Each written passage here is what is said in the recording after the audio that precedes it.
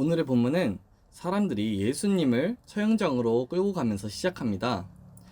누가는 로마 군인들 외에도 이제까지 예수님을 처형하도록 압박한 유대 지도자들과 유대 백성도 이들 안에 포함시킵니다.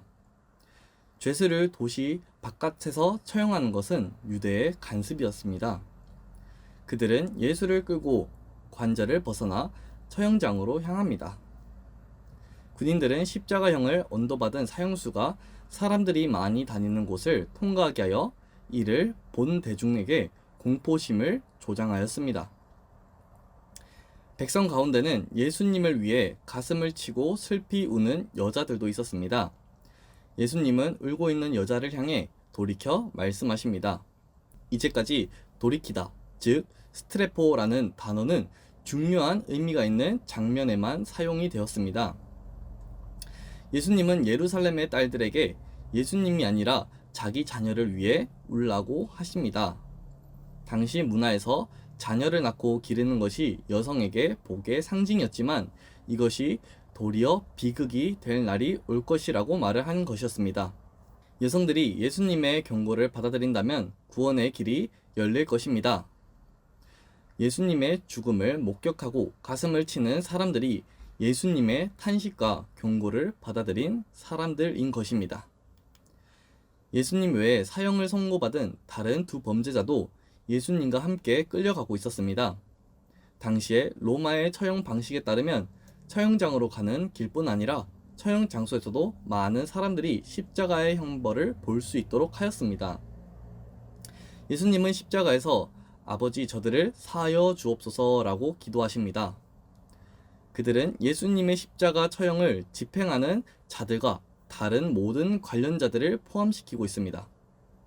이 기도는 이사야서 53장 12절의 성취입니다.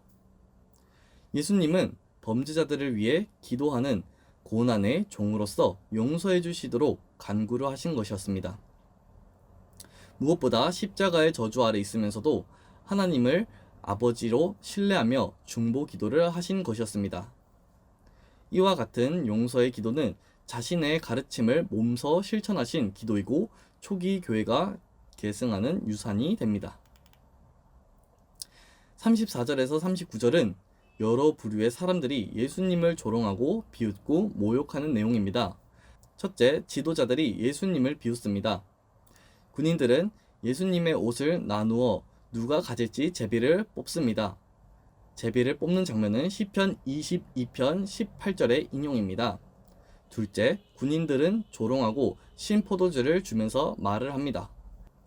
내가 만일 유대인의 왕이면 내가 너를 구원하라 라고 이번에는 군인들을 통해 자신을 구원하라고 유혹을 합니다.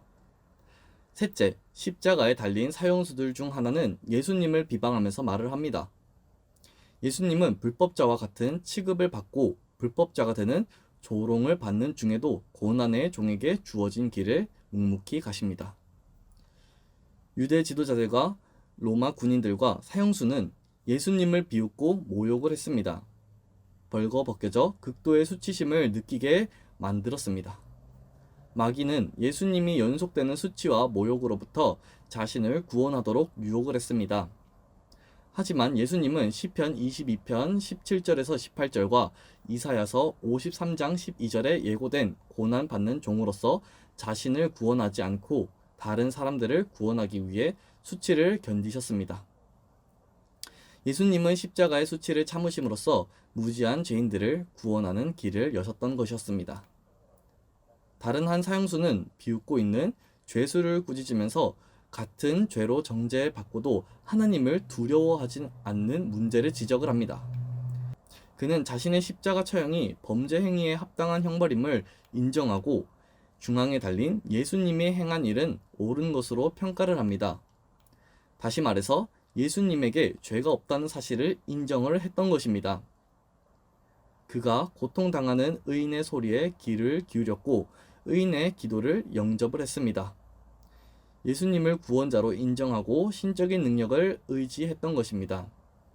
당신의 나라에 임할 때 나를 기억해 주소서라고 간청을 합니다. 그 범죄자는 당신의 나라에 임할 때 나를 기억해 주소서라고 간청을 합니다.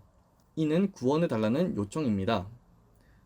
예수님은 죄수의 간청을 듣고 나서 오늘 내가 나와 함께 낙원에 있으리라 라고 약속을 하십니다.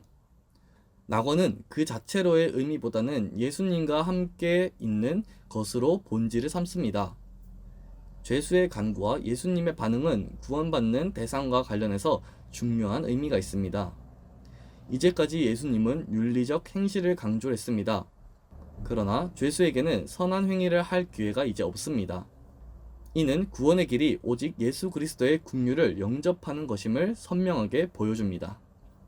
오늘의 본문을 통해서 예수님께서 십자가에 달려 돌아가시는 길까지의 여정이 이미 예언되어 있는 내용이었으니 예수님께서 진정 메시아였음을 마음으로 깨닫는 시간이 되었으면 좋겠습니다.